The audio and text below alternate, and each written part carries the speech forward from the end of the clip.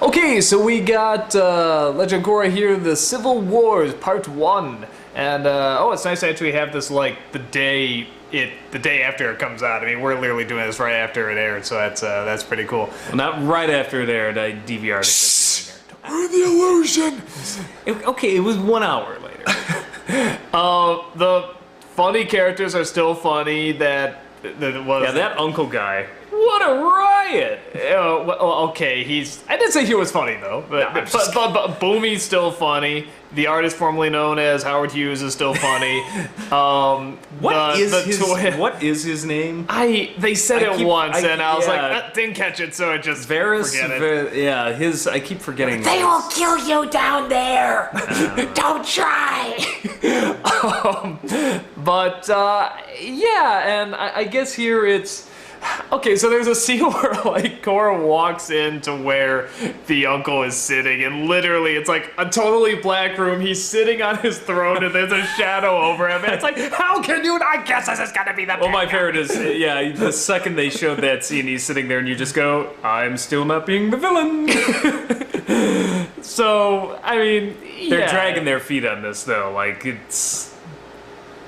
Yeah, he's still not outed as pure villain yet, but I will say, like, there's still stuff he that may not be a pure villain. We don't know. So there's stuff that he still says to her that seems like, okay, like you can see why she's still drawn over to his side. Not just the confidence he has in her, but the way he talks. It's like, it seems very sort of, yeah, well, this logically makes sense, and you can see her starting to question it. Way of speaking.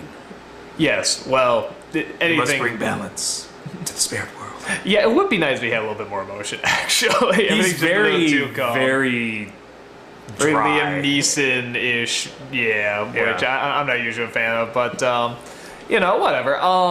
And we got a little bit more of her sort of rebellious, like, oh, I'm just gonna rush into something, but I will admit at the end of this one, because she thinks that the father is kidnapping the brother, and it turns out he's not. And when she comes in and sees the mother and father, I'm like, oops. No, but I thought that worked. And it's because she realized she made a mistake. Well, no. But the fact that not even that she made a mistake, that she thought he would actually do it, and because you could feel that she's calculating in her head, oh my God, what's this gonna mean? Like she's even like, if you leave now, I won't tell anybody, but you have to put him back, and she's just already calculating in her head, oh my God, is my father gonna go to jail? Is this gonna be the end? And suddenly the stuff he did before doesn't seem as bad. And I like that scene too because she was trying to give what she thought was her dad every single sort of out.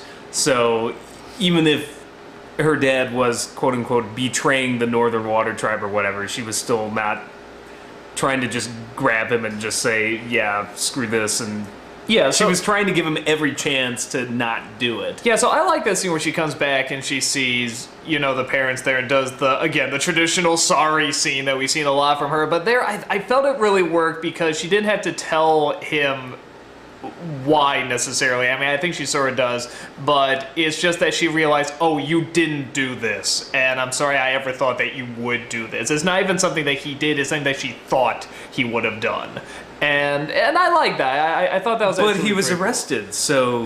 Well, yeah. That's like, what the hell? So, so yeah, that's great fun. I'm really fascinated with the Tenzin, Boomy, oh my God, and, the angst! sister. There was a ton of childhood regret. I'm like, this is like a Dr. Phil episode. Well, and what's so interesting? I actually found that more interesting than the other. Actually, when I was like, when I turned the camera here, I'm like, okay, and what happened? It's like I was thinking, mostly of like Tenzin as brother and sister. I was like, wow, that was. It's like sitting in at a party and a couple of siblings or something go at it, and all of a sudden you're just like, wow, this was revealing. I'm just gonna look over here while they're talking, and it's interesting because you wouldn't, because Aang is, the Avatar and the almighty perfect Dad whatever. always took you to ride the elephant koi. What's up with that? Well, Mom always took you to ride the elephant penguins. Wasn't this fun? I just wonder what an elephant penguin looks like now. Ooh. You know what, creators? Make that happen. Yeah, let's see that. If not by the creators of the show, just somebody below draw that and put a link to it. No, that whole section of the story, I found the most interesting. Well, I'm like, okay, so this wasn't exactly a happy childhood, and now we're all angry, bitter adults. Well, what's so interesting that it's not, hey, these three just couldn't get along or something like that. It was specifically Aang liked him the most and would take him on vacations without the other two, which is like, you wouldn't think that of Aang, which is why it's so fascinating. I'm almost wondering if that's something where it's like, hey, was this something he really kind of did, or was this something where it's like they're remembering it or seeing it a little different? Tenzin's the only airbender, so there was probably that connection, and he wants to pass on the whole airbending thing. Yeah, the only thing I can think of is that maybe he was like training him harder too, and that's why he's such a stick in the mud. Yeah, but you know what? Knowing Aang, it probably started off as like, yes, this is going to be some spiritual mission. Ooh, elephant koi! Well, but I think we're assuming, I mean, we saw him in some of your flashbacks, like when he grows up, he's more mature. I mean, he's more mature, but I could totally see like that happening. Like, oh yeah, and this is where we're gonna meditate, and oh, holy crap, elephant koi, let's go. Yeah, the only way I can see working it right now is that he would reveal that actually Aang like worked him really hard to be the airbender, to be the responsible one. That's why he's the stick in the mud, but he did give him rewards too. That's the only thing I can figure. It's like, I don't know how they would tie it around. I'm pretty sure that each is the product of some quirk in the parenting. Well, that's I mean, what Boomy, they mentioned that Boomy is the oldest one, but he acts like the youngest. You know, Tenzin was going on about how, like, yeah, well, you were always running around. It was about time you settled down after Dad died and did something for Mom. And I'm just like, holy crap. Yeah, no, it gets, like, enjoyably awkward, because I just anything with Tenzin is just always wonderful. You know what kills me most of all is I love the way the end credits run, because it's almost like the end credits just showed up and we're just like, you know what, we're just gonna let them go and we're just gonna run the end credits because this may be a while, you know, we'll just see what happens. Yeah, we watched. We're just gonna cut away now. Yeah, I mean, we watched this, you know, on Nick HD, and for whatever reason, the credits didn't run like right before the end. It ran when the three of them are arguing, and then stopped. I was sort of waiting for like, you know, it to fade to black, and so I guess they're doing it. They did that last time too, though. I guess they're doing it so it didn't interrupt another like. So it's not right near the end, but it's so funny just to have this long argument. Yeah, like, well, look, here's the credits, and then all of a sudden the credits start running, just cut away, cut away. Never mind us, we're just doing the credits. Okay, we're going, bye. So, it was almost like the Oscars where they have the music to play you off when you're going too long. It's like, all right, we're gonna run the credits. Maybe that'll shut them up. So, yeah, I think that was by far the best. Not too much of a connection to the last two episodes. I mean, certainly we have the army coming in; they're addressing that. But honestly, I know it's a part one, so compared to last episode, I thought this one was slightly more fillery. Like, I felt like it was much slower paced. Like, it was slower paced, but I felt it was okay. I think because the last two we did see so much of the spirits and stuff like that. And it looks like it's going to lead to something big in the next one with like the trial and everything. So I'm okay with it. It wasn't totally like, hey, you could just cut that episode. It seems like, no, this is definitely here and got some good stuff going on. But yeah, again, also, we don't know how many episodes they have this season. So, I mean, we have no idea if this is like 12 or 20, whatever. So it'll be interesting to see how this goes. But well, did you notice there was one thing they did mention? What was it? Which they did not really bring up in the first episode. She says at some point, because somebody brought this up, and I'm like, I had thought of it last time, but I forgot to mention it, which is, we were complaining that her reaction to Tenzin was cruel, the way he just, you know, it's like, it's been an honor serving you, and she's just like, yeah, you know. So, you know, I've heard mentioned, and I do agree, like, well, she could be angry because Tenzin's in on this lie, you know, about her father. Like, her father's well, been doing this. she didn't know then, though, about the lie. She found out about the father later after that. Oh, did she? Yeah, so that is defucked right there. Yeah, well, there you go. There you go. But that is mentioned now in this episode. It's like Tenzin, you know, my dad, Tenzin, they were both holding me back, so maybe that's why. Well, I don't think they were referring to the lie. I think they were talking more about just in general, like, hey, let me be the avatar. And well, they were trying to more training, more training. They were trying to control her life, is what it is. But I mean, he had to. I mean, Tenzin had to have known his father's past. Wouldn't you think? I guess. I don't know. Would they? Because I'm motherfucking Tenzin. Like, he just wouldn't. I don't know. I don't see the essential like he would have to know. I mean, I don't know. I'm just wondering if they're going to do something with that. Good, bad. I'm not sure, but there is one. There is also one other really interesting thing, which is: have you noticed that this is the exact opposite of Aang's story arc? Like an exact 180 degrees. What was Aang's story arc? I never wanted to be the Avatar. I wanted to be a normal kid. Here What is Korra's story arc? Avatar. I never wanted to be a normal kid. I want to be the Avatar. Yeah, I like how the I like that switch up. The the actual fighting and stuff and going to the Avatar state comes very natural to her, but the philosophies, is much harder to come across. So I personally like that. Yeah, the only thing I'm still a little afraid of, and you see a little bit in this, again, is that maybe a touch of the regression in Korra. And what I found out with Aang's character is that I found... If Korra was doing this and we did not have Last Airbender, I hate making that comparison, but if this was going on, I'd probably be more forgiving of it. But I think it's the fact that Aang was brought in and he was still a kid and they acknowledged that, but he still acted, for the most part, very adult when these troubling times were coming, and he wasn't a whiner, he wasn't a complainer. So when you have that first and then you have this character, it's a tough act to follow. So I think it's okay that she, like I said, that she's rough and she wants to rush in and she makes a lot of mistakes, but I think sort of that constant pride, I'm the Avatar, like you said, just sort of in the first season it's okay, but it's here when she's just not learning, and how many times is she gonna apologize and stuff. It's, like I said, for here it wasn't too bad, but I'm hoping it's not like the formula or the pattern, I wouldn't have as much of a problem with it if we hadn't already gone through a first season. Exactly. That's what bothers me is we did this in the first season, and again, this may be because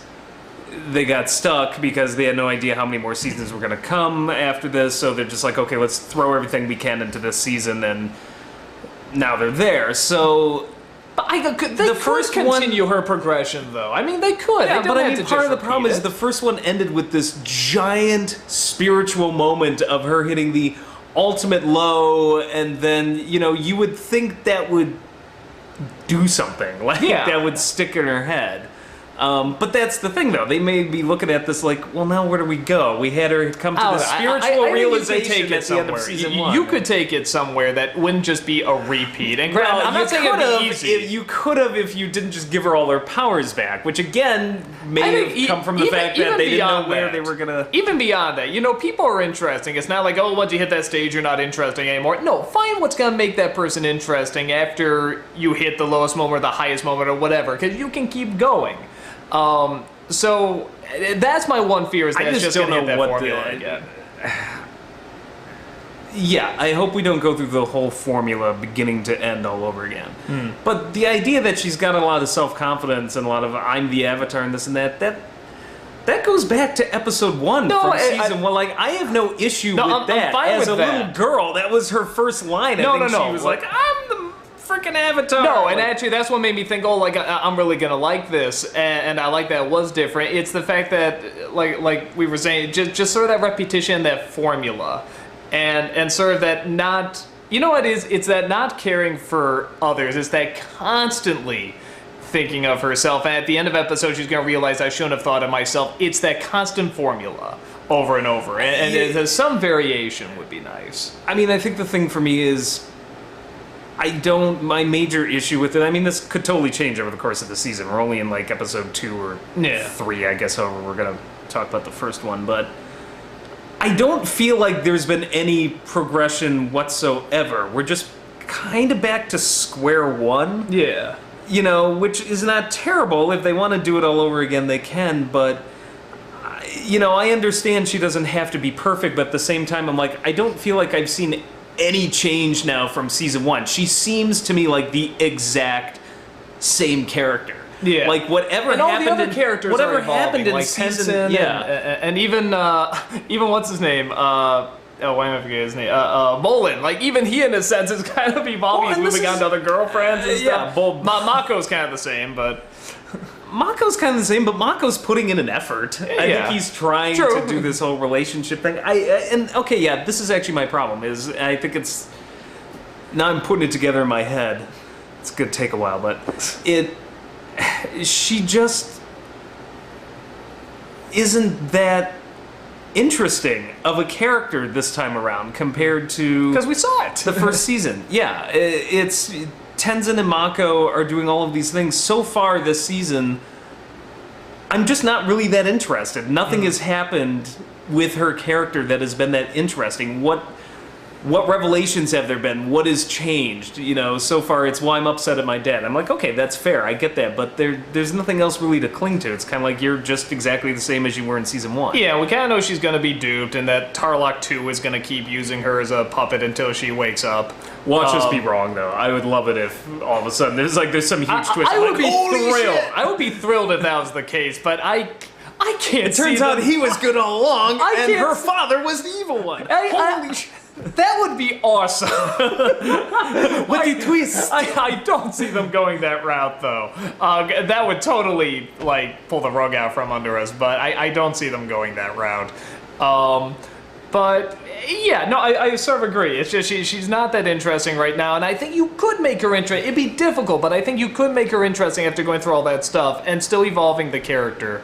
Hopefully they will. Hopefully they'll do something fun with it. Like you said, we're only on episode 3, but yeah, we'll so far in the 3 episodes, I just feel like there's nothing going on. Yeah, there's all this really cool stuff, and Avatar, Korra goes, hits something. Well, it's chess piece. It's like everybody has all of this interesting character development or some sort of progression or something going on, and with her, I just feel like it's chess piece storytelling. She goes here, she does this, she activates this, it's very video game-esque. Yeah, just her throw and complain and apologize. She pulls the switch, the Northern Lights comes on, and then maybe there's an apology. So I don't feel like I know her character any better after these 3 episodes. Yeah, that's a great way of putting it. We're finding out so much about Tenzin and these other people, and I feel like I'm not going to whenever Mako is, trying his best to, I'm like, okay, that's something we've never seen him much of. This. Yeah. So, no, that's a very good point. So, okay, that's it, and we'll see you guys for, I guess, episode 4, Civil Wars Part 2. See you there.